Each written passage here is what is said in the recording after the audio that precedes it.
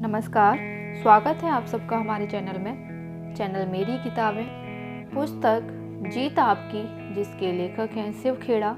प्रस्तुत है पुस्तक का अगला भाग। शब्दों से अधिक काम बोलते हैं। किसको है प्यार सबसे ज़्यादा?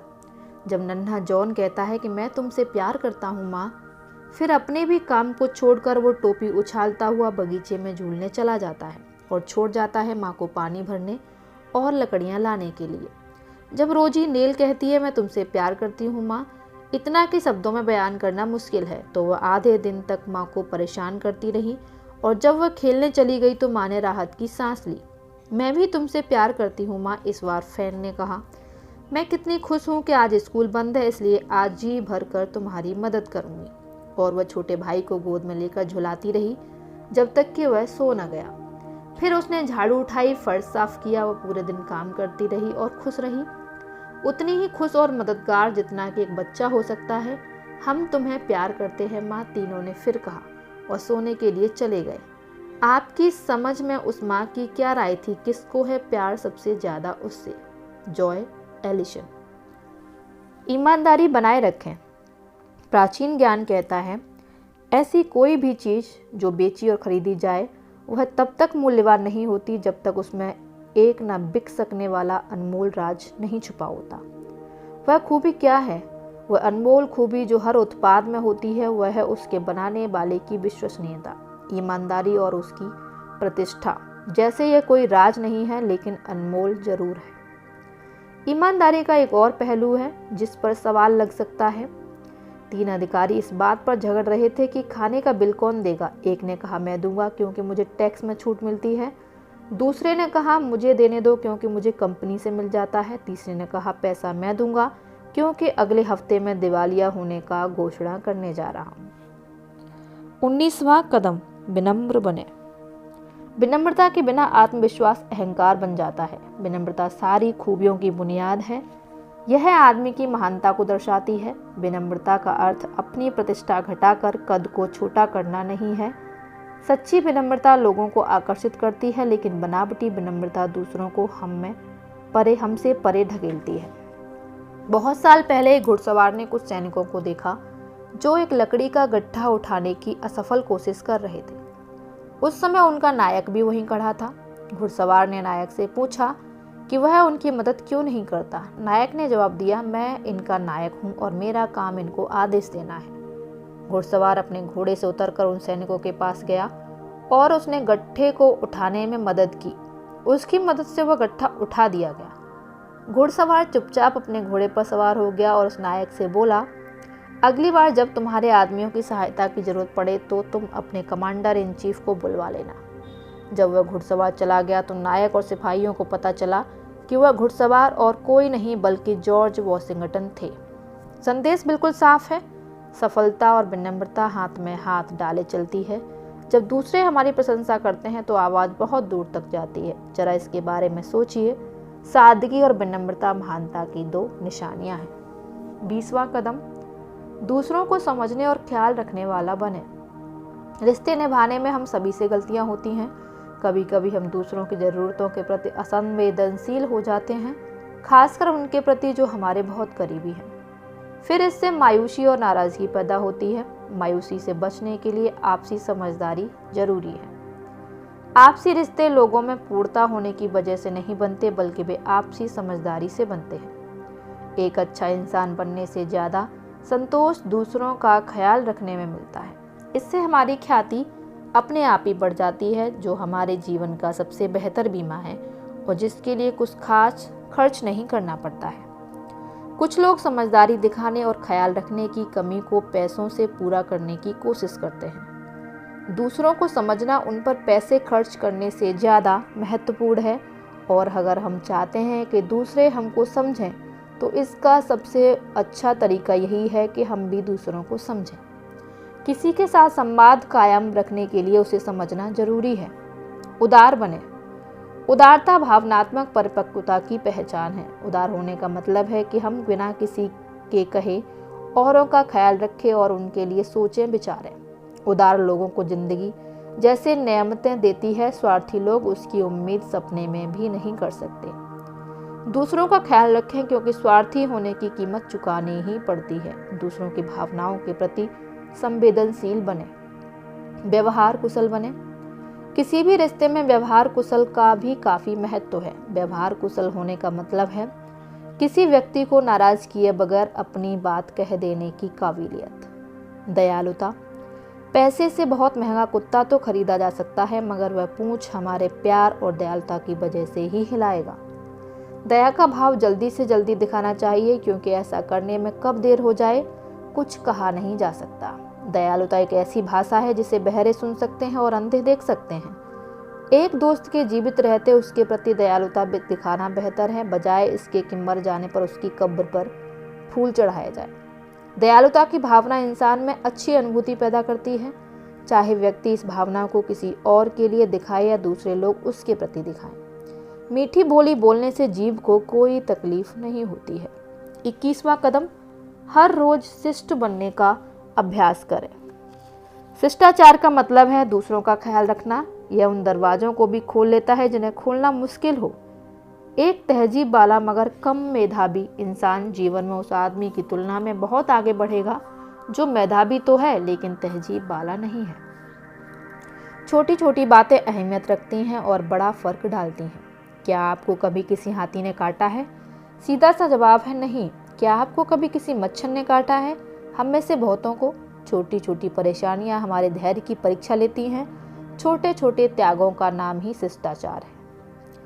इंसान को ये छोटे छोटे शिष्टाचार तो आगे ले जाएंगे, ना कि चालाकियां।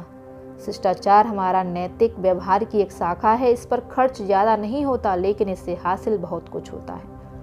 कोई भी इंसान इतना बड़ा या इतना व्यस्त नहीं होता कि अपने व्यवहार को शिष्ट ना बना पाए। शिष्टाचार का मतलब है किसी बुजुर्ग या अपंग को बैठने के लिए अपनी जगह दे देना। शिष्टाचार एक मुस्कान या धन्यवाद के रूप में जाहिर किया जा सकता है। इसमें लागत कम लगती है और लाभ बहुत ज़्यादा मिलता है। इससे दूसरे व्यक्ति की नज़रों में आदमी की कीमत बढ़ जाती है। शिष्ट होने के लिए विनम्र होना जरूरी है। यह अफसोस की बात है कि लोग अपने अच्छे गुणों से भटककर नीच बन जाते हैं। मैंने कई बार लोगों को गर्व से कहते सुना है, तुम नहीं जानते कि मैं कितना नीचे जा सकता हूँ। जहाँ भी संभव हो शिष्टाचार के बीज अवश्य बिखेरें। उनमें से कुछ जरूर जड़ पकड़ लेंगे और आपको अपनी और दूसरों की नज़रों में ऊंचा उठाएंगे। व्यवहार। शिष्टाचार और व्यवहार साथ साथ चलते हैं। घर में शिष्ट व्यवहार करना उतना ही जरूरी है जितना कि बाहर वालों के साथ। घर में दूसरों का ख्याल रखने और अच्छा व्यवहार करने से गर्मजोशी और अपनेपन की भावना बढ़ती है। शिष्टाचार का मतलब है अच्छा व्यवहार करना।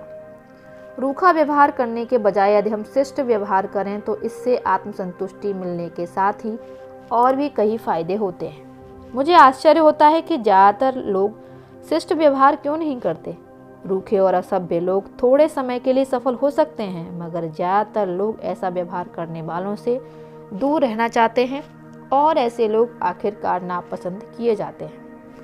बच्चों को बचपन से ही शिष्ट व्यवहार की शिक्षा दी जानी चाहिए ताकि उनका विकास हो और वे बड़े होकर परिपक्व एवं दूसरों का ख्याल रखने वाले बन सकें। एक बार शिष्ट व्यवहार सीख लेने पर यह उम्र भर साथ रहता है। यह दूसरों का ख्याल रखने और संवेदनशील होने के नज़रिए को दर्शाता है। ऐसी बातें बहुत छोटी और साधारण लगती हैं, लेकिन मेहरबानी करके, शुक्रिया और मुझे माफ़ कर दीजिए जैसे छोटे छोटे जुमलों का इस्तेमाल करके इंसान काफ़ी लंबा रास्ता तय कर सकता है। याद रखें, शिष्ट व्यवहार के बदले शिष्ट व्यवहार मिलता है। उसकी प्रैक्टिस जितनी ज़्यादा और जितनी बार हो सके उतनी बार करें।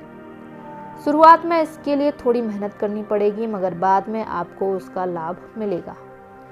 एक अच्छे इंसान की पहचान है और शिष्टाचार विनम्रता का दूसरा नाम है, जिसमें थोड़ी सी लागत लगाने से किसी अकेले इंसान को ही नहीं बल्कि पूरे संगठन को फायदा मिलता है। आपने देखा होगा, जब कोई चुटकुला सुना रहा होता है तो कोई दूसरा आदमी बीच में कूदकर चुटकुले की आखिरी लाइन सुनाकर दूसरों का ध्यान अपनी तरफ खींच लेता है, और जब लोग हंस पड़ते हैं तब वह बताता है कि उसने चुटकुला कहाँ पढ़ा। इससे उस आदमी की बेहतर जानकारी भले जाहिर हो, मगर यह घटिया व्यवहार है। शिष्टाचार अच्छी परवरिश की पहचान है। बहुत से प्रखर और प्रतिभाशाली लोग सफलता इसलिए नहीं पा सके कि उनमें शिष्टाचार और अच्छे व्यवहार की कमी थी। विनम्रता और शिष्टाचार सभ्य होने की निशानी है। असभ्यता और बदतमीजी सभ्यता की कमी को दर्शाते हैं। दूसरे लोगों के प्रति सम्मान और शिष्टता का बर्ताव करें।